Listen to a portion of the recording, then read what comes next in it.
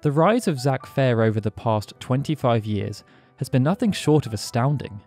But as was shown by what's happened over the past 2 years, and more recently within the past month, it's clear that Zack now stands alongside characters such as Cloud Strife, Sephiroth and Tifa Lockhart as one of the biggest draws related to the Final Fantasy VII subseries.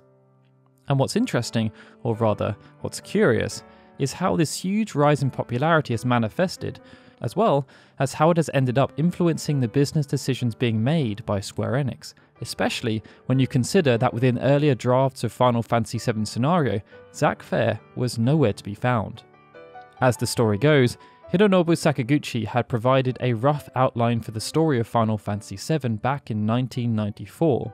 It would take place in New York during the year of 1999, and focus would be placed around an unknown organisation who were trying to destroy something called Mako reactors. The other known element was that it would involve a character called Detective Joe, who would be investigating this unknown organisation and attempting to stop them from blowing up the city. Yoshinori Kitase would be responsible for fleshing out this narrative concept, just as he had done with Final Fantasy VI. However, the development of Chrono Trigger, which Sakaguchi was also overseeing, had run into some significant trouble. The consequence was that production on Final Fantasy VII was halted so that key members such as Kitase, Tetsuya Nomura, Kazuhiko Aoki, Ken Narita, and Yosuke Naora could move over to assist. It was only once Chrono Trigger had shipped that they would be able to return their attention to Final Fantasy VII, but since so much time had passed, they decided to reassess where they were at, and this resulted in there being wholesale changes made to the story. Some concepts would still remain, of course, and Sakaguchi, along with Nomura, were still responsible for laying down a solid foundation. But there was also an opportunity for new ideas to be presented, some of which came from newer staff members such as Kazushige Nojima and Motomo Toriyama, who had been integrated into Kitase's team after having joined Square to work on a tactical role-playing game called Bahamut Lagoon. After reconvening, one of the earliest narrative elements nailed in was that the game's main antagonist would be Sephiroth. However, despite having a clear idea about the role Sephiroth would play and how he would be presented throughout the game, it took some time before a level of clarity was achieved with regards to his backstory and his relationship with the rest of the cast. They had established that they wanted Cloud, who had been installed as the main protagonist, to have some kind of desperate pursuit of Sephiroth, but as they had never written this kind of narrative before, it was quite difficult to figure out how exactly it would manifest. They knew that Sephiroth would need to have a persistent presence throughout though, so that there could be a big climax as the final showdown commenced. And as this persistent presence was established, so too were parts of Sephiroth's backstory. But it also meant that numerous tweaks would need to be made in order to have everything make sense. One such tweak was revealed by Nomura when speaking to Famitsu in celebration of the 15th anniversary of Final Fantasy VII. He shared that within earlier drafts, Sephiroth was planned to be Aerith's estranged brother, hence why Nomura designed them with similar hairstyles. However, after they changed him over from being a part of the brain that could awaken and grant special powers to being an extraterrestrial being who would be the source of Sephiroth's power, that connection no longer made sense. So, they shifted Aerith from being Sephiroth's brother to Sephiroth's former lover. And it stayed this way for a while until they had changed other parts of the story so much that this no longer made sense either. But they still liked the idea of Aerith having a former lover, so Nojima decided to create Zack Fair, who would fulfill that role and allow Sephiroth to become more disconnected from Aerith. Due to how and when Zack was created, Nojima was able to integrate the character with many of the game's more mysterious elements and elusive plot points, and it's why, for example, Zack has such a specific connection with Cloud, as some other members of the Scenario team had always wanted Cloud's persona to be based on someone else, they just didn't know who until Zack existed. It meant Zack was only ever intended to be a minor character, appearing for small segments of the game with the primary role of solving some glaring plot holes. But that didn't stop Nomura and Nojima from having a bit of fun, and even though they knew there was no time to expand on the role of Zack within Final Fantasy VII, they still decided to create supplemental pieces of artwork that would help to convey some of the ideas they were having for how the story of Zack could have been expanded upon. These ideas lay dormant for many years, and there must have been a view that they would never see the light of day, as one of the fundamental principles of Final Fantasy was that every story would be self-contained, with no room for direct expansion. But that all changed following the departure of Sakaguchi, the arrival of Yuichi Wada, and the subsequent merger between Square and Enix. Throughout Sakaguchi's time at Square, he had worked under 4 different presidents. Due to the consistent flow of revenue associated with Sakaguchi's projects and ideas, each of those presidents trusted his judgment when it came to creative decisions, and this was reflected by his position as executive vice president. But after everything that happened revolving around the spirits within, Sakaguchi decided to take responsibility and ultimately depart the company. It felt like the honourable thing to do, but Sakaguchi's departure had not been planned for, and as there was no ready-made replacement, it led to there being a power vacuum and a lack of creative representation within a new board that was now focused, as per Shinji Hashimoto, on one thing: making profit above anything else. One of Wada's first actions was to implement a new 3-tier strategy. 1. Enhance community management. 2. Develop polymorphic content. And 3. Support new and emerging platforms. Each was designed for a specific purpose, but from a development perspective, it was the second and third objectives that would have the biggest impact. In Wada's mind, Square had been operating with one hand tied behind their backs. They would spend all their time creating one single idea, and that idea might then be supported in uniform fashion by creating ports and content that was directly associated with that single idea. The example used was that if someone produced a movie, they would then create a licensed video game that would retell the same story, as well as a novelization that would again retell the same story, and this would all happen in a linear fashion. But what if they took the original idea and developed it simultaneously across multiple types of media, giving fans a ton of content that related and expanded upon the original idea instead of just retelling it? It was baffling to Wada that with Final Fantasy, for example, they would spend years to end up with just one commodity, and he wanted Square to do much better at milking fans by squeezing all the possible juice out of every single previous and future mainline Final Fantasy entries. He explained that the objective was simple: sell fans what they really want in terms of concept, something that appeals to them several times over without them realizing it. This all represented a huge shift, as it saw Square focus on making quick and easy money as opposed to being creative pioneers who took risks. And while it did resonate with some creators such as Yoshinori Kitase and Akitoshi Kawazu, who were more than happy to fall in line, others such as Yasumi Matsuno would end up feeling ostracized by these new restrictions.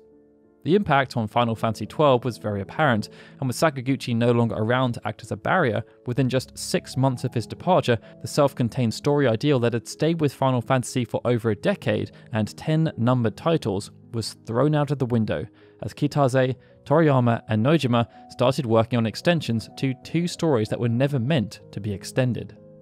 The initial plan was to create a short movie based around Final Fantasy X. But after the decision was taken by Kitase to create a full-on sequel, Final Fantasy VII became the next logical candidate. However, no action was taken until 18 months later, as they needed to see if the appetite was there.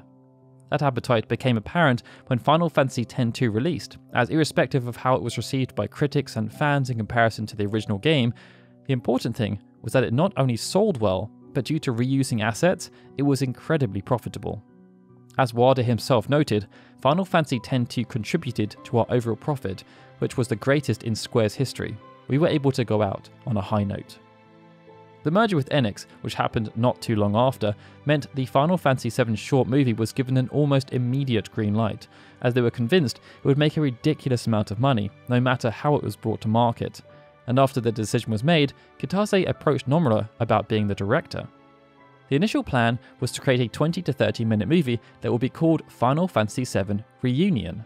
But as Reunion didn't quite mean Second Coming, they changed it to Final Fantasy VII Advent, and after some further input from Nojima, it would later be revealed at the 2003 Tokyo Game Show as Final Fantasy VII Advent Children. But even though only the movie was revealed at this time, as Kitase had been keen to realise Wada's polymorphic content strategy, he also created plans for many other properties, something that even surprised Nomura, who initially was under the impression they were only creating the movie and a mobile game called Before Crisis. Each of the properties dreamed up by Kitase would be released on either new or emerging platforms, or they would attempt to push into an emerging development trend. And perhaps one of the most curious elements was that almost all of them not only featured Zack Fair, but increased his relative screen time and importance to Final Fantasy VII. Before Crisis would be the first project released, even though it was announced second. Designed for the NTT Docomo's FOMA device, it ticked the box of supporting emerging platforms, and upon its release, it was accessed over 1.6 million times, providing further evidence that fans were desperate for more content relating to Final Fantasy VII.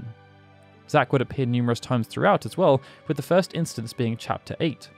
Unlike the original game, this would see the story of Zack expanded upon, as we got to learn he was friends with two members of Soldier called Esai and Sebastian. When it was later revealed that they were being experimented upon and had lost their minds, Zack was forced to mourn their passing. There were an additional 2 chapters that provided more context around the Nibelheim incident, as well as another that expanded upon Zack's eventual escape with Cloud.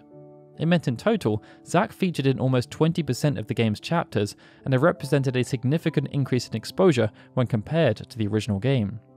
The following year, the reason why was made clear, as it was announced that Zack would be starring as the main protagonist of a game called Crisis Core Final Fantasy VII. This announcement was then followed up by a few appearances within Advent Children, as Zack was shown via a lengthy flashback montage and then alongside Aerith within the slums at the movie's conclusion.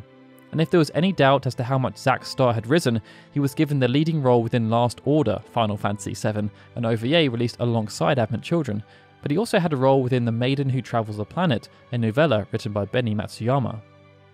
Each of these appearances were designed to position Zack in a positive light, as a true hero and as a friend, and when Crisis Core was released, those traits were cemented and embellished upon in a significant way. The impact was almost immediate. IGN, for example, on the same day that Crisis Core released in North America, produced an article that discussed who they felt were the top 10 Final Fantasy VII characters of all time. Zack Fair ranked 6th, ahead of Vincent Valentine, Sid Highwind Red 13, and Yuffie Kisaragi, and by their own admission, this ranking was primarily down to how Square Enix had chosen to portray the character within the previous few years. That same year, Zack Fair also made his debut within the GameFAQs character battle. Placed in a group containing fellow Final Fantasy alumni Cecil Harvey, as well as Jade Curtis and Wario, Zack won the group before beating Wario in a head-to-head and making it to the final 16, only losing out to Link and Mario, but receiving more votes than Mega Man X. To show that this wasn't just a flash in the pan, Zack also ranked high in a wider poll conducted by Famitsu in 2010. They had asked their readers to vote on who they felt was the best video game character of all time, and while it wasn't too surprising that numerous Final Fantasy characters featured, it was surprising to see Zack ranked 37th on the list, just behind Vivi, Auron, and Lightning. In the years that followed, Crisis Core would continue to resonate with fans who picked up the game, especially with those who had used it as an entry point to the franchise. And when it was announced that Square Enix would be bringing forth Final Fantasy Type 0 to modern-day consoles, questions started to be raised about whether Crisis Core would receive the same treatment. The first instance of this happened during a Reddit AMA being conducted by Hajime Tabata, the director of Crisis Core, who also served as the director of Type 0. After opening the floor, one of the most upvoted questions related to whether Square Enix would be revisiting Before Crisis and Crisis Core, giving them the same HD treatment they were giving Type 0.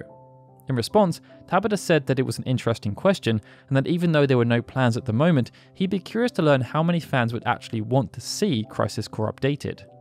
2 months later, Tabata was asked a similar question by Digital Spy, but this time his answer was much more elaborate. In the initial sense, Tabata noted that modernizing Type 0 required a lot of thought, and they didn't just want to go about remastering PSP games for the sake of it or because they liked the game themselves.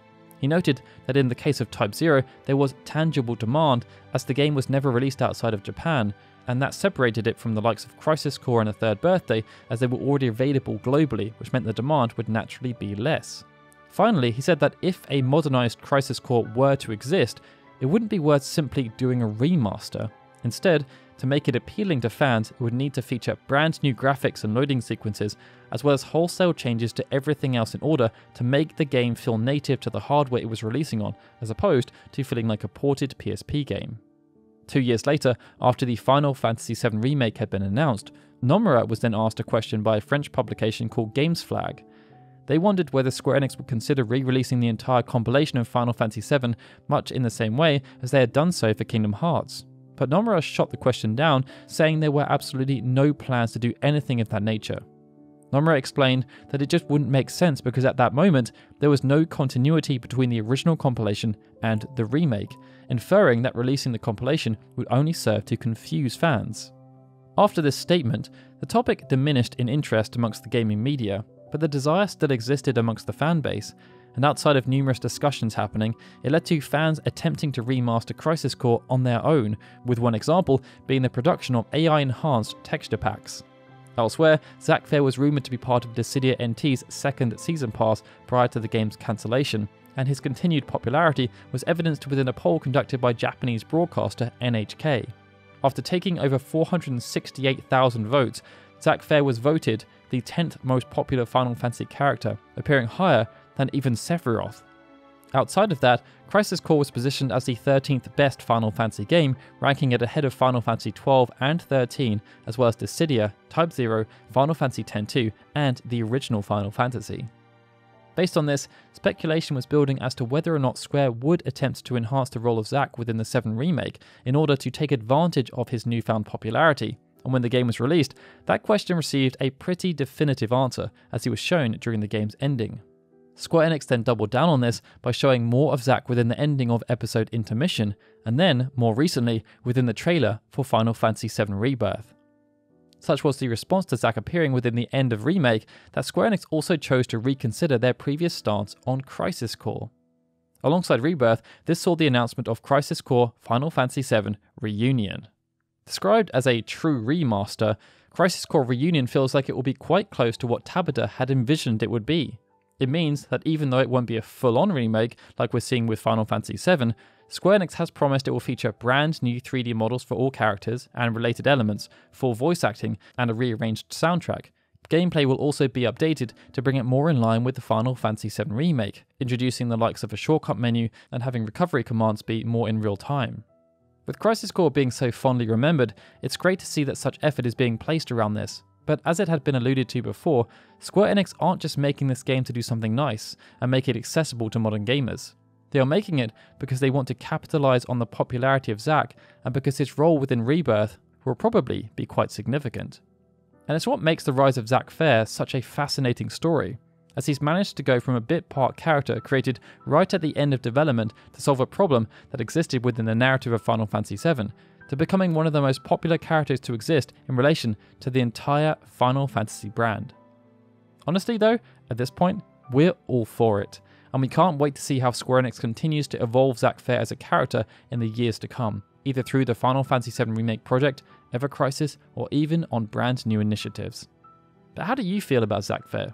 Are you happy with the massive increase in exposure the character has received following the creation of the compilation of Final Fantasy VII, or do you wish he had remained as a minor character that was just part of Cloud's backstory?